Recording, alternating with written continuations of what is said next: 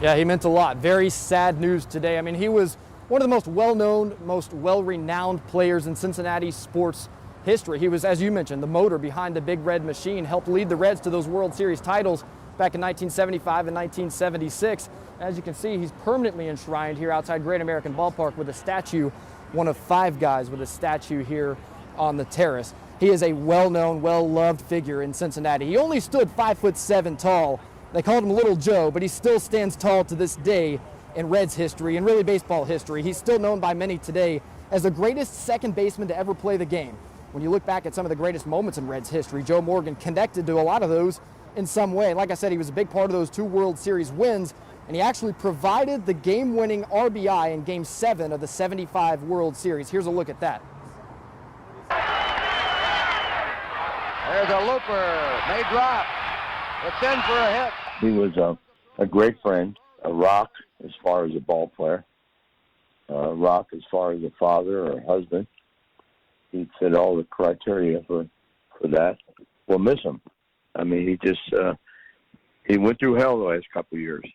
And when I used to do card shows with him, he wasn't Joe. He just didn't feel good. His knee hurt him, couldn't walk. But he always had pretty good spirits. Yeah, who better to speak about him than his old teammate Pete Rose? Well, a couple of current Reds players paying their respects on Twitter today. Amir Garrett, a pitcher for the Reds, said, "Love you, Joe. You meant a lot to me. You've done so much for me throughout my career.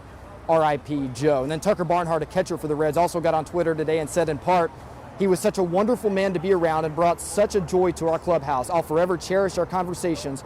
R.I.P. to the greatest second baseman of all time." Now, it's worth noting Joe Morgan spent several years recently as an advisor with the Reds. Now, Joe also spent many years as a broadcaster once his playing career was over, and one of the most well-known football broadcasters of today, Kirk Herbstreit, said this on Twitter. He said, "He was one of the most clutch hitters I have ever seen. We all used to imitate his flipper swing." A lot of people call it the chicken wing swing. It was so epic in its time. The little engine of the Big Red Machine. R.I.P. Joe, number 8. No doubt, so much support for Joe Morgan, one of the greatest Cincinnati sports legends of all time, one of the greatest baseball players of all time. Now I'm joined here by Courtney Francisco. Courtney, you've been talking to some fans. You've seen some fans lay some of these flowers over here by his statue. What have you heard from fans about what Joe has meant to them in the city of Cincinnati?